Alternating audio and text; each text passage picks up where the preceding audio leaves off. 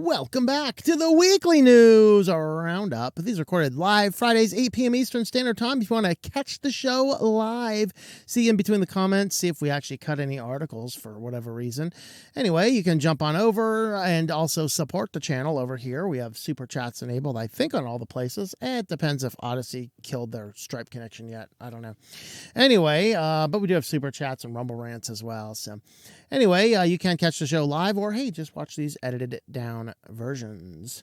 We do have a standard lineup. We have privacy, security, DataLeaks, AI, business, and of course, SillyVille. And let's go ahead and jump right on in with privacy news.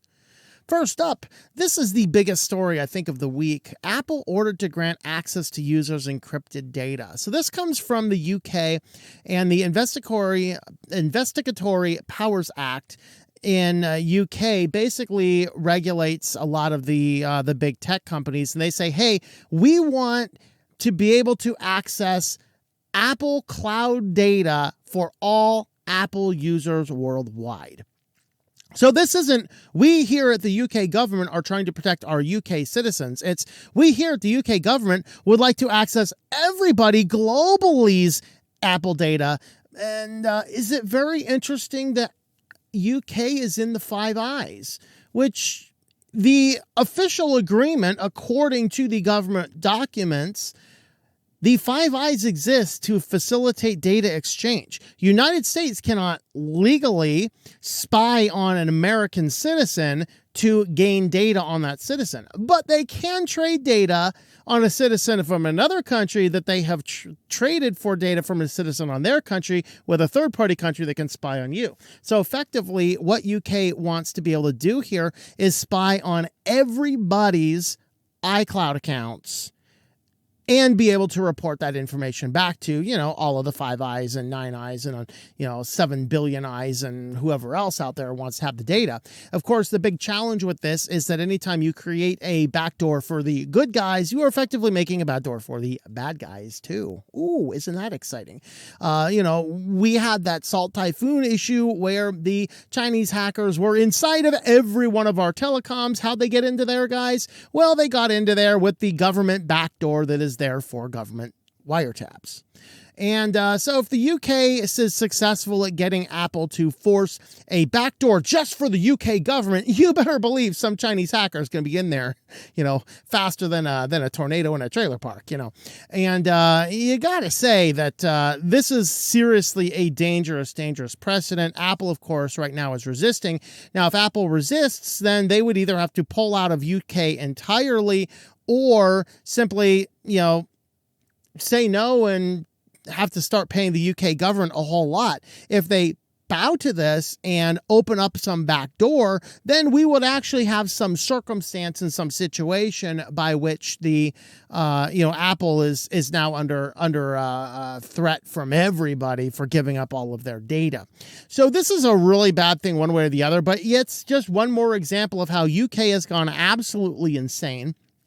And in going absolutely insane, they're going to cause some serious consequences for the whole world just to save the people. I'm sorry, guys. You can do good old-fashioned police work and not worry too much about this. Now, the one thing that might actually save the day here is the data connections between the UK and the EU, which allows free flowing of data between them. And this type of thing that UK is asking for is actually a violation of EU law, which, of course, UK used to be a part of before they pulled out at Brexit. So that might be what does this in ultimately, but we don't know for sure. Now, the biggest concern here is they can't access your device itself. They can only access what's in the iCloud. Of course, just like Microsoft, Apple would really, really, really like you to sync everything to their cloud. I mean, come on. It's so you don't lose any of your data. Just be responsible with backups and turn off all this iCloud stuff. So there are two different things you need to do. One of these, turn off iClouds. If you are going to use iCloud, what is helping us right now is the advanced data protection, which you would need to set up. And once you turn it on one of your devices, all of your devices connected to that iCloud account has this, and this is an end-to-end encryption protocol, which Apple says they cannot even access. So without this Apple can still access the data on the back end. With this, Apple says they cannot access the data on the back end. We haven't seen evidence to the contrary yet. I still don't want to store my information on their proprietary system. You know, I have to trust them at their word, but we haven't seen evidence to the contrary at this time. But if UK has their way, the ADP protection completely goes away in the UK, and UK, being a Five Eyes country, can share that data with a number of other people. And so this is a serious fundamental problem. So just be aware of that. And if I were using an Apple device, do not use the iCloud accounts for anything, because there's too many issues with too many governments wanting to get into there. Come on, man, we got to save the children. Of course, while this was going on and taking up all the news, and nobody really caught this one. This is actually a little older of an article right here. I'm not sure why this didn't pass through my system. Why did this get in my system? I literally just caught how old this article was. But I think where it came from. Oh, I think what it was is I pulled this article up to read about this. I think I grabbed the wrong article here because there was one this week, and then that linked to this one. So I pulled up this article to read about this. So let me go ahead and summarize what's going on, because this is actually the older article, not the newer one. So there is a back-end service that is being rolled out to Android devices that enables that same client-side scanning that was so controversial in Apple. The Apple kind of pulled it out and then slowly kind of getting it back in. It allows for an algorithm and a protocol to look for certain things inside of your messages on your device, and then it will report in if there's something. Now, this allegedly is all on the device and only serves as a local warning. But what the service was doing is pushing out a protocol that is going to be used for other apps for the exact purpose of doing the client-side scanning that was talking about. And so effectively they want to help you against finding, I guess, random eggplants in your picture feeds or something. Of course, this is all here to talk about the children's online protection and things like that. And so ultimately this is starting to roll out not as an individual like upper app, but as a smaller baseline app that is allowed inside of the system to be able to connect to other things. It's basically like an API app allowing other systems to utilize the same service. And so that kind of is a little bit of a warning there. Just be aware that that is coming. With that, let's go ahead and chat about security news next. So this is a change. Eventually, we're going to get to the point where these scammers will stop coming up with new ideas. But you never know. And this is a newer one here. They're using phishing. Now, of course, email is becoming less and less effective. Now, AI had a boost in email phishing effectiveness. But in this instance here, that's going down a little bit. More people are aware of it. Your major email providers like Google and Outlook, etc., are doing a better job of filtering these things out. So now they're switching over to utilizing a series of apps. So in 2024, Malwarebytes detected more than 22,800 phishing apps on Android, according to a State of Malware report. 5,200 of these would subvert some of the security patches for multi-factor authentication. So some of these apps, what they're doing is they were simply there to pry in on your text messages. They'd be looking for accounts, giving access or feeding back access to 2FA accounts. So if you have some app, they've connected your phone or something about that to you. Once a SMS message comes in with a multi-factor authentication code, it would read this, report this back, and this would give the hackers a way in. Other versions of these were disguising themselves as legitimate apps like TikTok and Spotify and WhatsApp. Now, this is of particular interest because TikTok, I'm pretty sure it's not at least on the Apple Store yet. I don't know if it's back on the Google Store because the legality of it is still in limbo as they are forced to look for a buyer in the US. So it was taken off of the various app stores, and this is what caused a massive rise in people selling phones that had TikTok pre-installed. And so now a lot of people are trying to get TikTok installed, and if they can't find it on their phone's, quote unquote safe store, well, now they might just scour the internet. Oh, I found a copy of it, and enter TikTok, enter their data into this, and the app doesn't do anything. It's merely a phishing site. So you would have downloaded something. Now these are mostly on, more shady parts of the internet to download from. So it's not going to be like a fake TikTok app inside the Google Play Store. I don't think. I rail a lot about the poor security inside of Google's Play Store. I don't think they're that bad though. I could be surprised, but you never know. Effectively, they're just doing the same things. They have a variety of different things. They're looking for online accounts. Some of these are you install it, be some like calculator app that functions as a calculator, but behind the scenes, it's actually doing regular screenshots, trying to capture banking, social security portals, mortgage payment information, all this type of stuff. And so it's just a more of an advanced feature inside of here that is definitely there, seeking to move the phishing off of the email platforms and onto the other devices, phones, and things like this. Now, some of these were also in the Google Play Store. Some of these had to be downloaded from other places on the internet. And on to our featured security article here. Google Chrome may soon use AI to replace compromised passwords. Now, ultimately, at the bottom of this, how much AI is involved in here? Pretty much none. I think we're starting to see that AI being crammed onto absolutely everything because it's the fatty thing to do. And everyone's like, gotta follow the fad. AI. And then we walk like off the cliff like lemmings into the world of idiocracy before you know it. Of course, we talked about that the other day. But with that being said, this is not really using AI, as the bottom of the article says. There's no AI here. This is simply an upgrade to the password manager. So Google, of course, has a password manager, which I would not recommend using because I don't think passwords should be online. And call me crazy, I just don't want a company that dropped the slogan, "Don't do evil," and dropped the ban on using their AI technologies for military weapons. I just don't really want them having my passwords anywhere near their servers, encrypted or not. I mean, who's to say they're not developing supercomputer technology in the back just to crack these things just to see what they can do? I mean,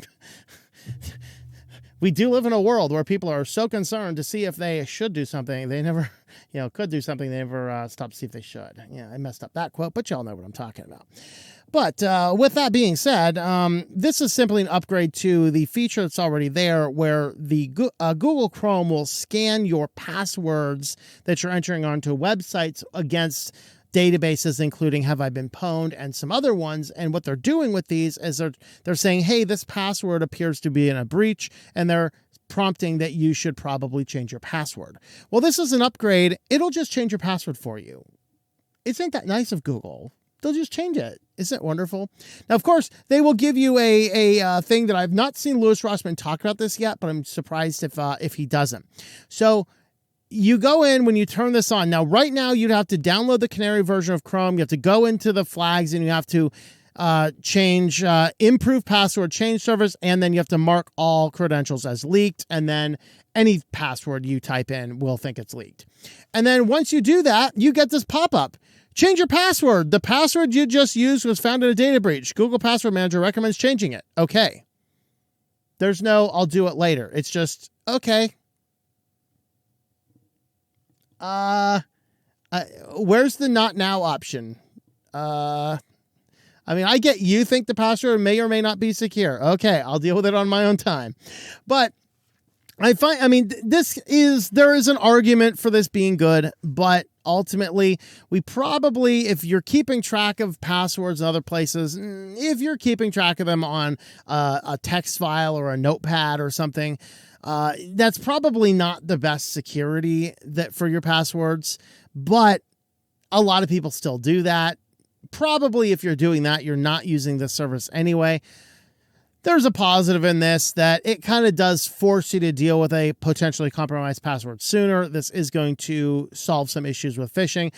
call me crazy. I just don't want Google automatically changing my passwords on me. I just don't know if I trust Google enough for that. But that's the case. Now, of course, again, there's some positive to that. What do you guys think? Is this a feature you would think about using? Let me know in the comments down there.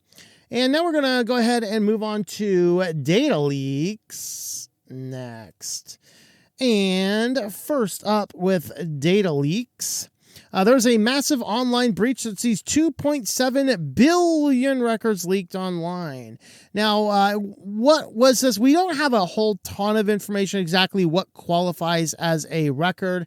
Okay, there's let's say 5,000 people, and each one of those people has 100 line data lines. Is each one of those 100 data lines a record? That's how some people count records. It's hard to say in this instance because this is actually a data breach of IoT devices. So if you have IoT devices in your house, they are from Mars Hydro or LG LED Solutions. This IoT database of equipment has effectively leaked. So they have devices such as LED lights and hydroponics equipment. They have a massive data breach after an unprotected database containing 2.7 billion records was discovered online. Jeremy Fowler identified this. This included Wi-Fi networks, passwords, IP addresses, device numbers, and more. Isn't that exciting? Users of these products should be aware that there may be a risk of details of their Wi-Fi networks being compromised. There could be a national security implications if the information falls in the wrong hands, although the research doesn't suggest any personally identifiable information was exposed. We also don't know IP addresses were exposed in this as well. I did read that somewhere in the article. Oh, it was up here. Yeah, it was up there. All right, so vulnerable devices, many of them are internet-connected devices, and I don't think smartphones was in there. And information about these devices was in the breach. It's not yet clear whether the database is managed or owned directly by Mars Hydro and LG LED Solutions, or whether it was run through a third-party contractor. Privacy and device security concerns, and as Fowler points out in the previous report, estimated 57% of IoT devices were highly vulnerable. 98% of data transmitted is unencrypted. So it is possible that this data was collected by a man-in-the-middle type attack, but most likely this is a result of the password non-protected database, probably an AWS3 calendar. They didn't specifically say in the article. But effectively, this does leak out a lot of information, which does give up a lot of data on individual people. And on to our final one, of course, OpenAI. Yeah, these guys are saying that 20 million OpenAI accounts are for sale. This was just bound to happen. OpenAI is owned by Microsoft. So, yeah, poor Scary. I guess someone's not getting their bonus this week, huh? So we don't really know actually if these are real accounts or not. There is some question about the authenticity of this. This is a person under the moniker and Emerking, offering 20 million OpenAI user and login credentials, what appears to be samples of stolen data. And this person has a very new account, just joining in January of 2025, of course, just last month as we're recording this. And it's possible, though, it's just a fake account to hide the real identity of the hacker. And effectively, what's going on here is they allege the stolen credentials, cybercriminals could access sensitive information provided during conversations and queries with OpenAI. Stolen data could prove useful in targeting phishing campaigns and financial fraud.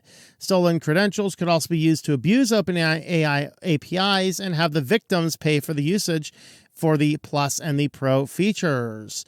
So we don't really know exactly if this is fully legitimate or not. Where did it come from? There you go, guys. But apparently the OpenAI accounts have been leaked.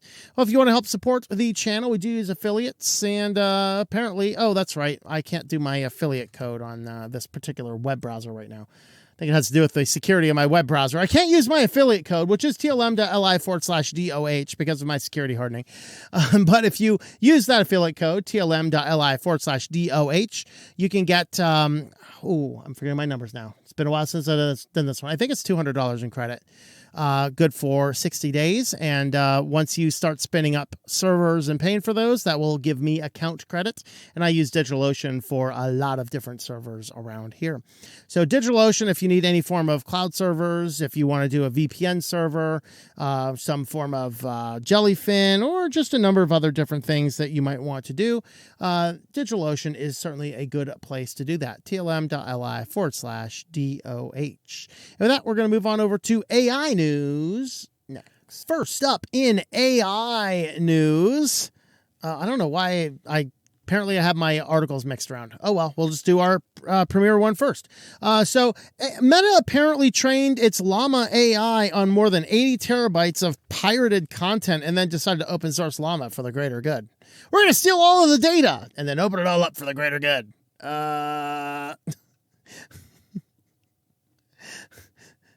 They sent people to jail for this type of stuff. Is Mark Zuckerberg going to go to jail? Because apparently he was there. So effectively, this is mostly on books. So, of course, now the publishing giants say, well, the Internet Archive was a really easy target. How easy of a target is Meta going to be? Because there's some places where apparently you can torrent copyrighted material. I've never heard of any of these sites, and I'm not going to highlight them specifically here, but Meta, apparently, they needed data to train Llama, and so they were pirating content, and then the employees were actually raising ethical concerns. Hey, Mark Zuckerberg, I don't really think we should be engaging in pirating material on corporate laptops. And then Mark's like, hey, guys, I don't care. Let's do it. Literally, he was in the room and authorizing this. And then the other guy's like, maybe we should try and hide our IP address. That might be a wise idea. Sure. Let's all use VPNs and other means to hide our IP addresses. So literally, Meta employees were using Meta resources in Meta's offices and VPNs to torrent content that is illegal for them to use in order to train Llama. And apparently, according to staffers there, Mark Zuckerberg was in the middle of this, actually making decisions. And so there is apparently enough of this for this to go to a trial. And, this employee says torrenting from a corporate laptop just doesn't feel right, adding a laughing emoji. And others were discussing ways to prevent Meta's infrastructure being directly linked by raising questions about how the company is knowingly bypassing copyright laws.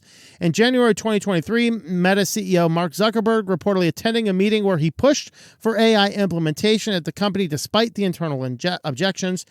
And, of course, everyone's all whining about that. But then we have, of course, OpenAI in the New York Times case. And now, of course, OpenAI, of course, New York Times is yelling at OpenAI saying you stole our stuff. They're like, no, we had the every right. We got blah, blah, blah, blah, blah. And now OpenAI is yelling that apparently DeepSeek has stole their stuff. So now everybody's stealing everybody's things and then blaming the other guy. This is like the Spider-Man meme in real life, folks. And so the Pirate Bay is happening. Apparently, you can get some really good copyrighted material over there on Llama. So good training resources. All right.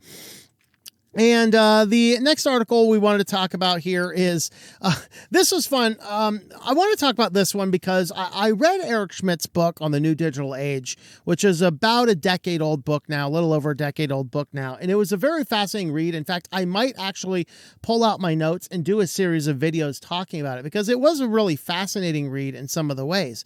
And he's coming out and he had a discussion saying, hey, terrorist groups in countries like North Korea, Iran, or Russia might use AI to develop weapons. That's his concern. He's like, this is a dangerous idea.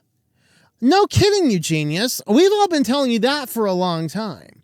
But reading through this article and the New Digital Age book, where he's talking about all these great and powerful and fascinating things, AI is going to, computers are going to be so good and the internet connected world is going to be so awesome. Literally everything they talked about in that book has come true in the most dystopian ways possible. Meanwhile, here he is, these guys are pushing out AI so fast. Look at the amazing potential. And then the law can't use it, and the medicine can't use it, and the other people can't use it, and people are losing their jobs, and the only people seriously benefiting from this crap are the scammers. It was time to stop and think about this stuff a long time ago. Now, one might argue if we didn't get a hold of the technology first, then we would be way behind and have it unleashed. We can have a discussion about that argument. But to have these tech giants pushing so fast to get a model and push it directly to the market so quick without even potentially thinking about the downsides is what leads to the fundamental problems. You see, this is going to upset some of you. I'm going to say this, though. As a Bible-believing Christian, a fundamental doctrine of soteriology of man, the theology of man, is that man by nature is a sinner. Okay? Yes, people who are not saved or part of a religious group can do good things because we are created in the image of God. However, we cannot get away from the fact that man is inherently a sinner. This means that Thoreau's quote is completely correct. Not a believer. I don't believe so anyway, wrote in Walden, our improved technology gives us an improved means to reach our deteriorating ends. We can push out and say, look at this amazing utopic thing. And then every evil person in the world uses it and perverts it for evil. This is how everything has happened from the very first rise of societies and civilizations. This is a fundamental problem. And this guy's like, wow, we unleashed this AI, but I just thought of this. Evil people might use it to kill us. Congratulations, genius. But we can't put the toothpaste back in the tube now. Thank you. This is insane, folks. This is insane. And so, of course, he's going on and talking about this and all this. That's basically the summary of the point. The point being is that, yes, the technology out there will be used by the evil of mankind because mankind inherently is evil. That is a fundamental fact. And so let me know your thoughts. I know some of you will probably disagree with that. Of course, if you want to investigate more about that, have a look at my channel, Our Walk in Christ, where we talk about those things exclusively. Anyway, let's go ahead and jump on over to business news next.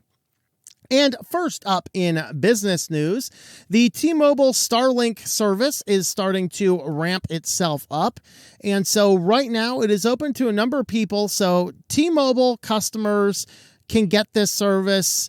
I think it's still in beta. It's coming out of beta very soon. It'll be $15 a month that you can add this on. So this allows you that if you're going out to a remote part, so it doesn't work on the satellite service like inside of cities where a lot more signals and interference.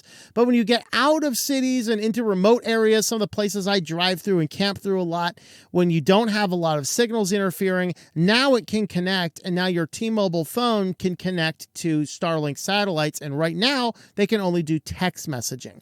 Pretty soon they will have data and voice as well, but right now it's limited to text messaging. Now, non-T-Mobile customers can get it. It's $20 a month, and it requires an eSIM in your device. So you'd use one eSIM for your main phone carrier, and you'd use an eSIM for the device, which goes through the T-Mobile network effectively.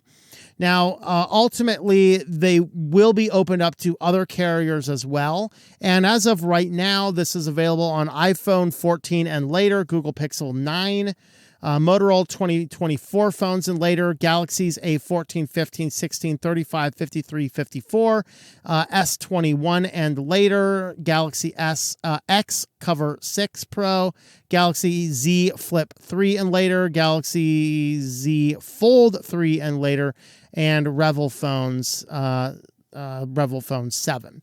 So if you have any of those and you want to experiment with this, if you're on T-Mobile, it's a cheaper option. If you're not on T-Mobile, you can still use it with an eSIM. So this is in my opinion, a double-edged sword here, because there is a great benefit in going out to places and not being distracted by text messaging and phones and things like that. It's a wonderful thing that there are still a few remote places where you can go out and disconnect from the world. And I think that the perpetual connection to our world really is what leads to poor mental health in our modern age. We need to turn off our computers a little bit more and go touch grass for a little bit from time to time. But on the plus side, this is excellent because if you are doing things like remote stuff, the old service like this, I think one company that's probably mad about this service is Garmin, because Garmin has a GPS device that you can take in anywhere on the planet you go. It has an emergency button thing, but this is a several $100 device, and it costs like a $30 a month subscription. And then you can do like a couple of brief texts back and forth through satellite. But then beyond that, it's like $5 a text or something outrageously priced. Well, this just gets rid of that. And so it'd be interesting to see. I didn't hear or see any Garmin fighting about that, but that is certainly an innovation that is coming to us. Anyway, the iPhone SE is going to shed its 10-year-old design. This is tragic. I like that old SE phone. Man, if not that I'd buy an Apple phone these days, but, anyway. But they are getting rid of this. There's a couple motivations. Really the only downside is the phone is going to get a little bit bigger. I really like that small form factor, although it's not a huge phone. So they are getting, they're getting effectively, is it the iPhone 15? Hold on. It said, yeah. So they're it's similar design to the iPhone 14. So they're getting a similar design to the iPhone 14, except it's going to have USB-C ports to have the same port across the whole world to comply with the EU mandate on those. They are swapping out the LCD panel with an OLED panel, so that'll actually look a little bit nicer, and they will have some of the Apple Intelligence or Apple Lose My Intelligence features. So if you do like those SE phones, buy them up now while you still can. We are getting a refreshed model, and with that refreshed model, at least we will still have a lower priced iPhone, but at the same time, it may not be what some people have grown in love with their phones. But that is going to be a new change we see. And finally, this article here alleges that Google is simply using reCaptcha not to keep things safe, because if you've ever tried to use reCaptcha to keep a bot out, I'm pretty sure that bots can solve reCaptchas faster than humans can at this point in time and more efficiently. Like, pick the ones with buses. I can't see any of those images, and somehow the AI always knows what they are. CAPTCHA was used to secure forms, and it worked until about 5 years ago, and no forms will work with CAPTCHA as their only protection. Right now, we have a contact form with one of my clients. We have, I think, 3 different CAPTCHA type systems on our forms to keep the scammers out, and that's finally working. Of course, I have to constantly readjust things in just to try and trick them a little bit more. But what these guys are saying is that, hey, reCAPTCHA is not about security. This is just a giant scam to collect cookie data across the internet. And they have a very good, compelling argument here. So it says here that the reCAPTCHA has caused 819 million hours of wasted human time and billions of dollars in profits for Google. And effectively, it boils down to the fact that the CAPTCHAs all use a lot of Google code. If you ever use the reCAPTCHA specifically, you have to create the account on Google, use it through the Google account. You have to sign up for APIs, and you only have a certain number of checks you can do in a month before it starts costing money, which also means if scammers are over there constantly fighting with your CAPTCHAs, it's going to cost you more money. And so that is in and of itself a problem and a challenge. That's another economic thing that's not even mentioned in here. And so the reCAPTCHA system that Google is using now is the same type of cookie system. Now, in all of their reports, they do say that, in fact, there's a statement from Google down here somewhere. User data is not used for any other purpose than to improve reCAPTCHA service, which the terms of service makes clear. Further, while the majority of our user base moved to reCAPTCHA v3, even as site still on the previous generation, visual challenges images are all pre-labeled and user inputs play no role in image labeling. So what they're alleging here is that originally CAPTCHAs were actually used to do human data analysis by information that was captured by the Google Street View cars. They wanted to say, what are these numbers on this random address? And that there really truly was a component of fixing and properly analyzing the data inside of old scan documents for the Google Books and inside of the house addresses and other things identified by Google Street View cars. It is true that they used it for a while. Now, they probably are not using that anymore, but at the same time, Google does still have all the same tracking cookies and things. Do I trust their statement at the very bottom? I doubt it. Now, they also mentioned Google reCaptcha v3. Now, the article kind of talks about this human waste, and then they kind of go off and forget about the reCaptcha v3. The reCaptcha v3 is an invisible CAPTCHA, so it measures everything and analyzes your computer and your internet use and your web page use, all sorts of things on the back end. And if you're logged into an account and verified into an account, it's an automatic pass. That's why I don't believe it when Google says this isn't used for anything, because there is indeed a connection between your Google account and the reCaptcha systems, the way they work. If you don't believe me, go read the documentation for reCaptcha version 3. And 2 works the same way. But that's what it does, is it analyzes it. If you're logged into a Google account onto an account, Google says, oh yeah, this is clearly a real human being, your CAPTCHAs go through instantly. You may not even see a CAPTCHA even on CAPTCHA v2. But on the newer ones, yeah, we have a lot more fundamental problems. And that in and of itself is where our challenge comes in. Now, there are newer ones. Cloudflare has a CAPTCHA as well. There's the HCAPTCHA is another one. And then there's a number of varieties of new CAPTCHAs coming up as well to help solve the problem as well. Of course, many of those would probably be safer than Google's. But is Google really profiting off of all this? It's possible. For one thing they did in the past, I think now it's a problem because the big fundamental issue with CAPTCHA v3, the reason I do not implement it on sites intentionally, is because it forces a giant hovering watermark over your site that you can't get rid of. And it is annoying, and it is ugly, and it is invasive, it is intrusive, and it should not. It was the worst implementation I've ever seen on anything in my life. A retard came up with it, I'm telling you. But for whatever, that's what it happens to be.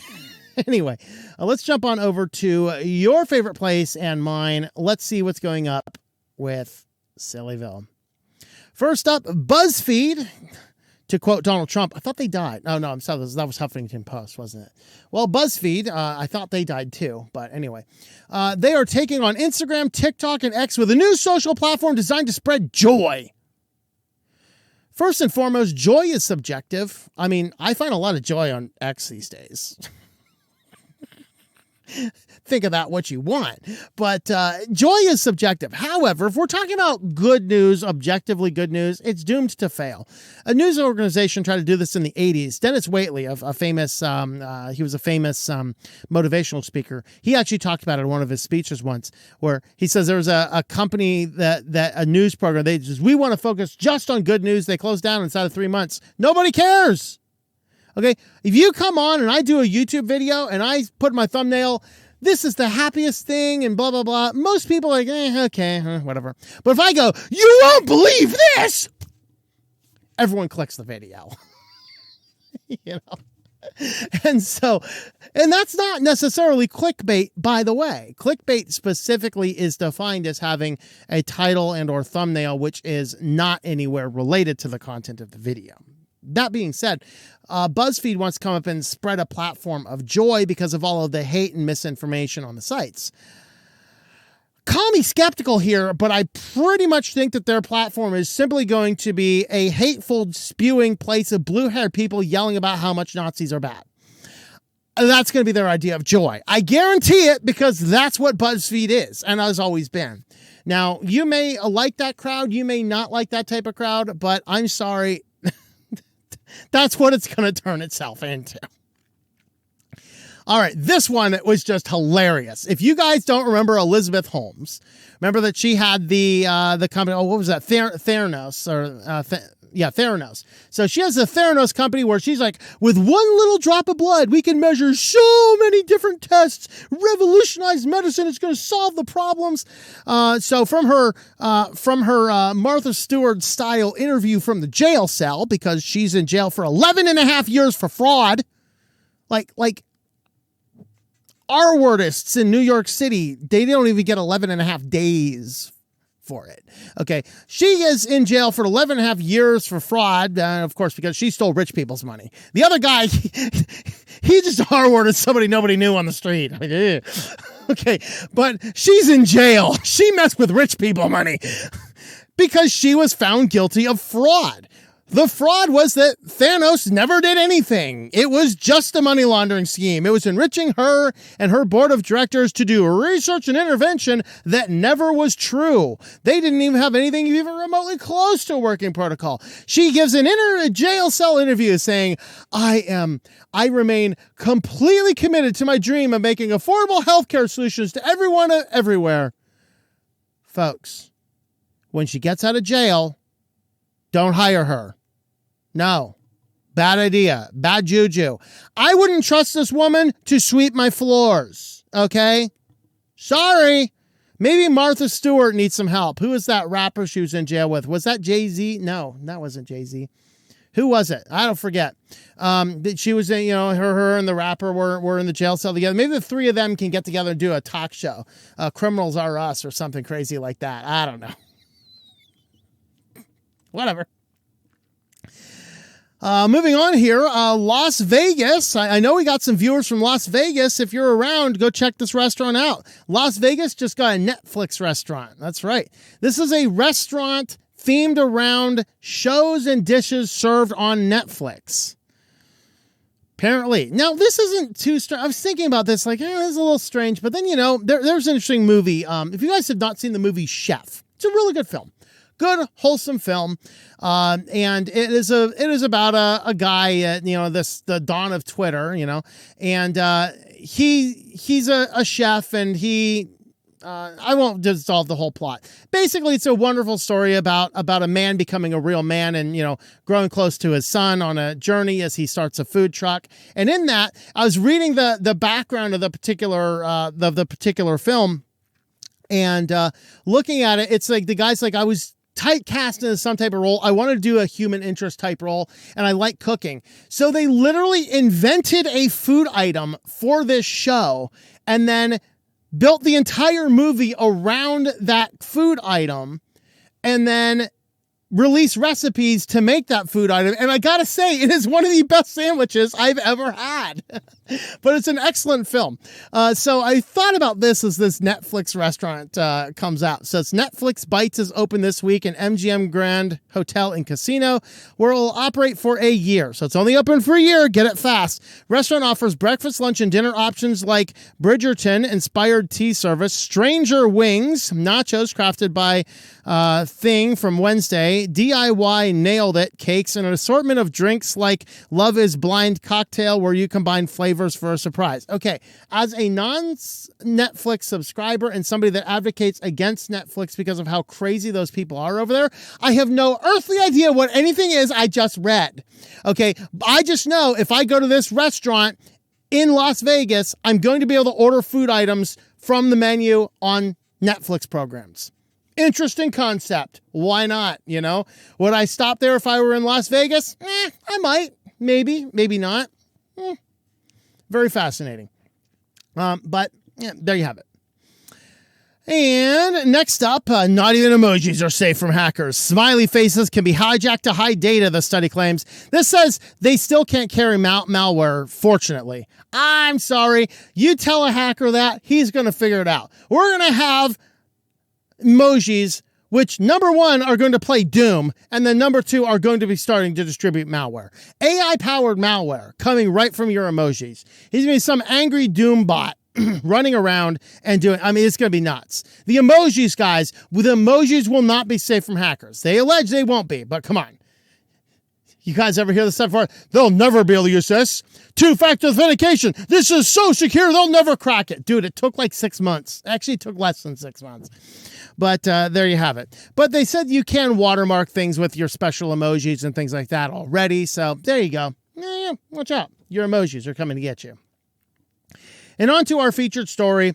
Sri Lanka goes bananas after a monkey unplugs the nation. Well, Sri Lanka apparently has a single power plant for the whole island. And some monkeys were up there getting into a fight, and the monkeys fight and push the monkey into the other one, and he pushes it into a transformer, causing an impressive pop and a fried monkey. And don't eat that monkey soup, by the way. You're going to get AIDS or COVID 2025. I don't know. But anyway, Somebody probably ate it already. Great. The new pandemic is upon us. We're going to have a great new pandemic, and it's going to be traced back to the monkey that got fried by the Sri Lankan power plant. It's not great. But the monkey falls into the power plant, causes the connections, pops the transformer, and boom, the whole island goes dark. So the problem is they have this horrible power grid that cannot support such attacks. And then, of course, they actually said that in the last 15 years, they've had 7 times that monkeys have shut down the power. Yeah. They say, let's say down here, according to the Power and Energy Ministry, the group of monkeys jumped into the Pandira power station on 10:45 local time and ended up in a scuffle, resulting in one monkey hitting the transmission line, leading to an immediate imbalance in the power grid. However, residents are skeptical. A security guard at the station said monkeys jump into the power plant, into the power station very often, but this does not seem to have been caused by a monkey. He also reported hearing a loud explosion and saw a ball of fire. That was the flaming monkey. That was the monkey soup. Come on, guys. Served right next to the bat, apparently. Anyway, though, effectively, again, they say this is the 7th major blackout recorded by the Electricity Board between 2010 and 2025. Most industrials rely on electricity as their primary source of power, you think. Due to the 6 and 7 hour outage, businesses suffered massive losses, Representative said. So, 15 years, 7 power outages from monkeys playing in the thing. Maybe build a bigger fence. That might be a way to keep the monkeys out. I don't know. Let me know what you guys think. Well, if you want to help support the channel, we do have a Patreon page, patreon.com/TOMM. You can jump over there, help support all of the channels. We have Switched to Linux, of course. That is this channel, technology and privacy and Linux and things like that. We have our Walk in Christ, which is our Christian work, Bible studies mostly, and some other things. And we have relaunched at the beginning of this year, Writing Done Right. If you are into writing and publishing, check out that channel. We are tomorrow morning releasing a video on goal setting and writing, so you can have a look at that video over there. And of course, we do have the Code Red books over there, and we will eventually return to the short stories. I was hoping to have one out this month, but the crazy complications happened. I will update you guys on the supporter network, what's going on here. I keep forgetting to do that. But anyway, you can jump on over there if you want to help support the channel, patreon.com/TOMM. With that, thank you for watching, and I hope that you enjoy switching to Linux.